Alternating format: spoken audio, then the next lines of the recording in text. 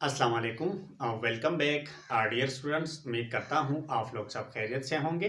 Class 9 chemistry chapter number 7 electrochemistry में आज का हमारा टॉपिक है बैटरी।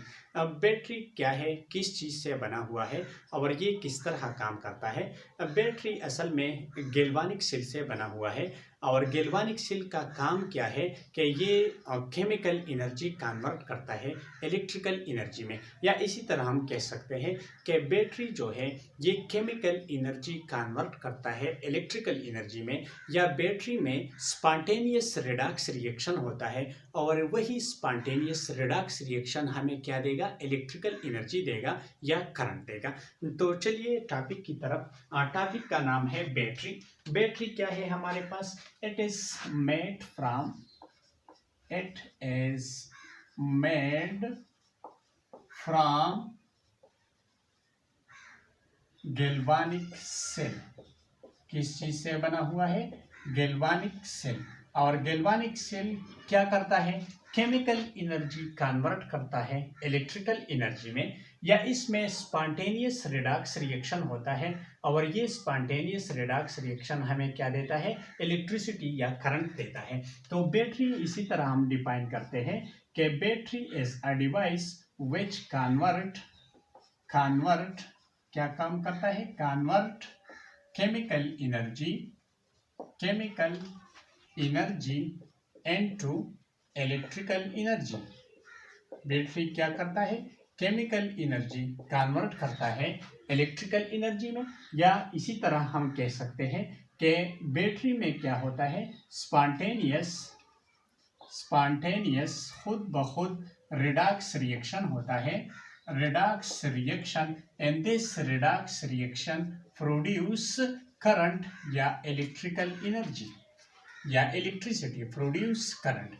यानी बैटरी में स्पॉन्टेनियस रिडक्स रिएक्शन होता है, खुद ब खुद रिडक्स रिएक्शन होता है जिसमें एक्सीडेशन भी होता है, रिडक्शन भी होता है, और उस स्पॉन्टेनियस रिडक्स रिएक्शन से क्या प्रोड्यूस होगा?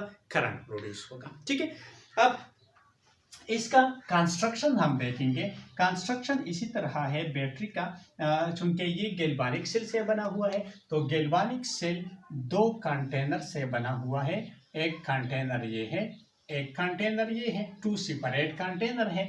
और ये कंटेनर या तो प्लास्टिक से बने होंगे या वुड से बने होंगे या ग्लास से बने होंगे। ठीक है। एक और इस दोनों कंटेनर को हम क्या कहते हैं? Half cell, two half cell. एक हाफ सेल ये है, एक हाफ सेल ये है। एक हाफ सेल में एक इलेक्ट्रोड है और ये इलेक्ट्रोड बना हुआ है जिंक से। ठीक है। और एक इलेक्ट्रोड यहाँ पर है और ये इलेक्ट्रोड बना हुआ है कॉपर से। ठीक है। और दोनों इलेक्ट्रोड को हम कनेक्ट करते हैं वायर के जरिए गैल्वानोमीटर से या वोल्टमीटर से। और इसका काम ये है कि इससे हम डिटेक्शन ऑफ करंट करते हैं, या ये हमें करंट के मकदार या करंट के अमाउंट जो है वो क्या देगा? प्रोवाइड करेगा, या ये हमें शो करेगा कि यहाँ पर करंट प्रोड्यूस हुआ है। ठीक है। अच्छा, और इन दोनों हाफ सेल को हम कनेक्ट करते हैं साल्ट ब्रिज से।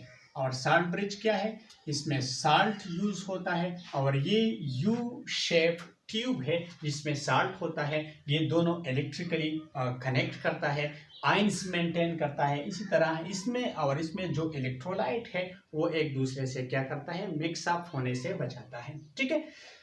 अच्छा, तो एक इलेक्ट्रोड जो है ये किस चीज से बना हुआ है? जिंक से। और दूसरा किस चीज से बना हुआ है? कॉपर के मेटल से। दोनों मेटल है, दोनों इलेक्ट्रोपॉजिटिव है, यानी दोनों इलेक्ट्रॉन लॉस करेगा।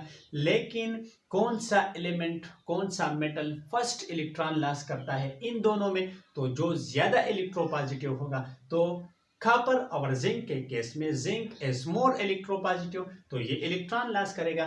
तो और जब इलेक्ट्रॉन लॉस करता है तो कौन सा प्रोसेस होता है? रिडक्श ऑक्सीडेशन होता है। जिंक दो इलेक्ट्रॉन लॉस करता है। ठीक है। और जब दो इलेक्ट्रॉन लॉस होता है या जितने भी इलेक्ट्रॉन लॉसिंग होता है उस प्रोसेस को हम क्या कहते हैं? ऑक्सीडेशन। यानी जिंक के इलेक्ट्रोड पर ऑक्सीडेशन हुआ है। और ऑक्सीडेशन हमेशा हमेशा कौन से इलेक्ट्रोड पर होगा? एनोड पर। तो ये पॉइंट नोट कर लें कि एनोड पर लॉसिंग ऑफ इलेक्ट्रॉन होता है, यानी ऑक्सीडेशन होता है, और ये इलेक्ट्रॉन जो लॉस हुआ है वो इस वायर में यहाँ इसकी तरफ फ्लो करेगा। ये इलेक्ट्रॉन इस तरफ क्या करेगा? फ्लो करेगा, और इस सेल में कैथोड की तरफ आएगा। यहाँ पर 2 इलेक्ट्रॉन जो है इस की तरफ आएगा, और जब भी इस वायर में इलेक्ट्रॉन फ्लो करता है तो द फ्लो ऑफ चार्ज या the flow of electron is called electricity या करंट। तो ये हमें यहाँ पर क्या देगा? क्या शो करेगा? करंट शो करेगा। ठीक है, तो जब भी फ्लो ऑफ इलेक्ट्रॉन होता है तो ये हमें क्या देगा?